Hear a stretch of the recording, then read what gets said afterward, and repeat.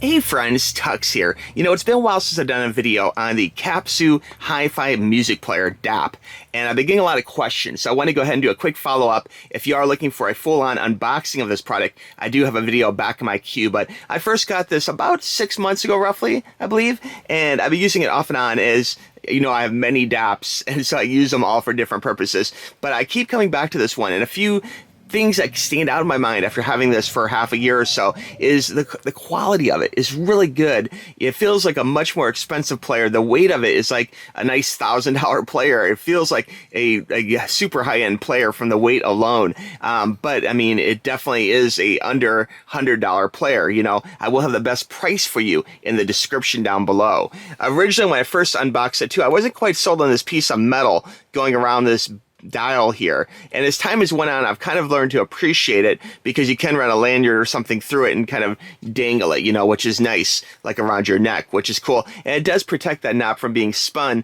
unnecessarily. Now the knob itself is a nice Japanese style knob, feels very clicky, feels very good, has a slight audible tone to it as well, and you definitely can feel a little click as you turn it, which is really good. It does have a slight amount of wobble, so it's not quite the $1,000 Japanese style knob, you know, but it is nice, so, and it's really an amazing feature to be found on this, you know, entry level, you know, more budget oriented DAP. But again, this DAP, I don't want to dismiss it and say, oh, it's a budget DAP. It sounds really good, actually, for the bang for the buck, guys. This is pretty amazing, actually. There's a lot to love about this. Love the solid construction. Love the heavy duty steel, like kind of feels like a metal weight to it. Although there's some plastic on the back and some metal. Love the knob to it. It sounds great, of course. You know, that's one of the most important things is TUXX, how does it sound? You know, it sounds really good. You know, for the price point, it sounds really good. Now, it doesn't have all the features of the Sony NWA 306, but it's really a great sounding DAP for that price point. Now, as far as your questions go, I have gotten some questions here, and people have asked, you know, different things about this particular DAP. And one of the first questions I've gotten is, does it support aptX or LDAC in Bluetooth? That's a great question. Now, if you're reading through the owner's manual, there's really nothing confirming that it does actually support aptX or LDAC in Bluetooth, okay? And being a budget player, you know, it probably does not support those codecs, you know, but it doesn't mean it won't work necessarily. You know, it does have a lot of great features, you know, connectivity is FM radio, high-res audio playback, you know, it has a decent little EQ for the size and for the price point, but again, it doesn't particularly confirm that it does do that. So I'd be likely to say no, unfortunately it doesn't, you know, but there is other, in contrast, you know, there's other reviews of other DAPs like the Hi-Bi R3 that mention LDAC or APX and other codecs which are absent, you know, from the documentation on here, you know. So it's interesting, you know, sometimes people will say it has something and maybe it doesn't until you test it, you know, but at this point for this particular unit, I would say no, it does not. Another viewer is asking, does it allow you to regulate the balance? That's a really interesting question. I'm not sure why I would want to do that. You know, if you're listening to music, you want to have it, you know, through both ears and stereo. Maybe if you have a slight hearing impairment on one ear but not the other, you want to be able to adjust that perhaps somehow. Now, normally, if it's not listed in the manual, you know, unless the balance control is particularly called out as a feature, you know, in the manual or the settings, it's unlikely that it has it, you know. So right now, I would say no. But tell you what, let's go ahead and check this out together here. We're going to go under Menu Options, M for Menu, Sound Settings. So we're going to click down here, okay, go to Sound Settings, and we'll go ahead and hit Enter, and then it goes right to Equalize. So it looks like, you know, while it does have, you know, presets for rock, funk, hip-hop, jazz, classical, techno, and custom, you know, and the custom isn't a terrible EQ for this size of a player, this price point of a player.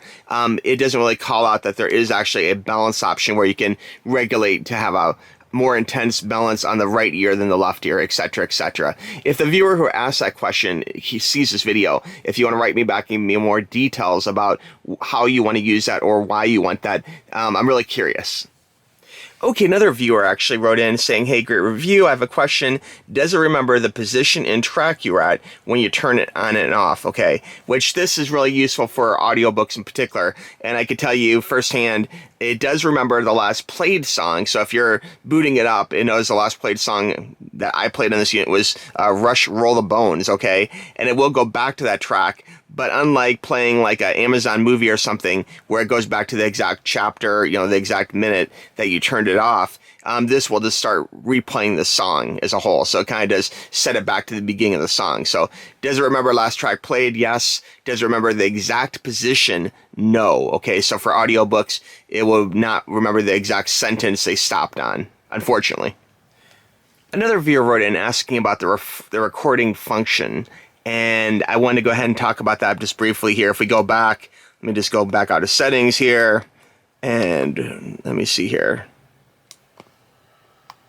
We got Bluetooth, we have FM radio. So you go to the recording, there's ebook, photo, movie, player, and recorder. Okay, so you want to be on recorder, okay? And you do have to have a microphone plugged in, okay? If you hit play, pause right here, you can go ahead and go down and you can do recorder settings, start a new voice recording, save position. Let me go ahead and just start a new voice recording. We'll test that microphone statement. Okay, so we're going to start a new recording here. We're going to hit play, pause. Okay, it's setting up the recorder right now. Testing, 1, 2, 3, you know, I'll be damned. There is a microphone in this. I thought you had to have external mic because there is a 3.5 connector down here for an external mic. But you can see from my talking, if I just stop talking, the lines stop moving. Start talking. You can see it definitely is recording my voice. So although I didn't think it had a microphone built in, it does. Okay, so that's pretty cool. So basically you're recording. Once you're done, you can go ahead and just hit pause, you know, stop. And then you can just go back essentially, okay? So from hitting back, save recording, we'll hit yes. There we go, hitting yes. And then down here you can see recording library and save position, record settings. We'll do this. And there's a recording we just made. And we'll just hit play. Of course, you're not going to be able to hear this because we don't have the headphones on. But if you did have headphones on, that is me talking just from a moment ago. So pretty cool. It does work. And, you know, I'm actually really impressed that it doesn't need a microphone. Although a microphone might make it, you know, even better, obviously, if you have a nice microphone plugged into it. Much like it does work great with the packed-in earbuds. But if you have your own, you know, higher quality headphones in it, it will sound even that much better. Now, this little DAP definitely has gotten a lot of attention, you know, and I guess in conclusion, you might be thinking, okay, well, he said it doesn't do this, it doesn't do that. Why would you want to buy this DAP, okay? And to recap here, this is a great little DAP for the price. You know, it has excellent value for the money.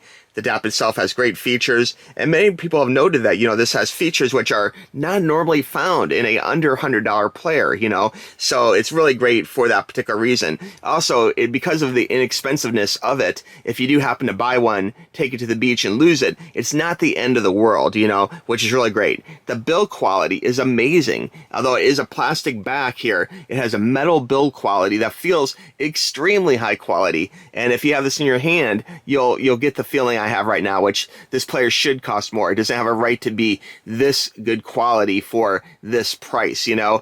The knob itself, again, is kind of a Japanese style turn knob, so those are high quality turn knobs, although it does have a little bit of wiggle as previously mentioned, but you can tell it's clicky, it's nice, it has a good feel to it. Definitely, I'm digging it for sure, you know. And then finally, the sound quality of this, you know, actually it's really good. You know, not only does it record, you know, support MP3s and FLAC, it supports DSF files. And you hear me talk about DSF a lot. And to me, that's my top preferred music format. It's the highest quality, in my opinion. It's one of the larger size, you know, quality files you can make or record or get, you know, so it's going to have more data per song than like a MP3 or even a FLAC file or something. So you're going to catch little nuances that you may not catch under a normal MP3 or a lesser music format, you know. So it's really great that it plays that. And, you know, that's just really amazing to me that you can get such a great quality playback from such a inexpensive model, you know. I will again have a link for this particular product right below so you can be sure and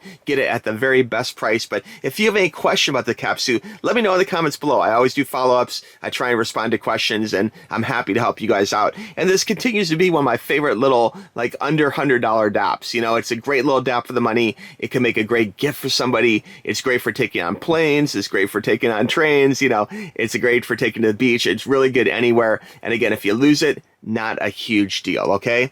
All right, friends, thanks for watching. We'll talk to you soon. Bye-bye. Click the link.